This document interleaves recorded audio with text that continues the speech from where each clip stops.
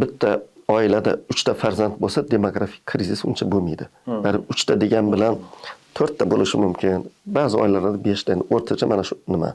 Hozir O'zbekiston iqtisodiyoti nima emas, ko'tara olmayapti. O'zi bilan 750 ta, 750 mingta bola tug'ilyapti, 700 mingdan ko'proq.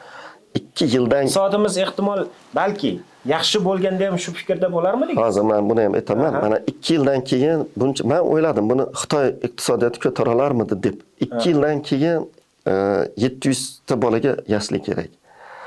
Yana 2 yildan keyin masalan bog'cha 700 mingta demoqchisiz. 700 mingta. Yana 5 yoshga to'ldi, 5 yildan keyin shuncha bog'cha kerak.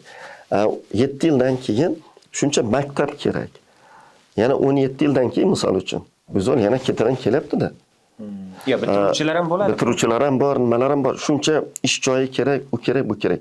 Hozirgi siz mana o'zlaringiz korrupsiyaga botgan mana bitgacha davlatda buncha boqish uni qaniydi? Hammasini tarbiyalay, boqa olsa, qaray olsa.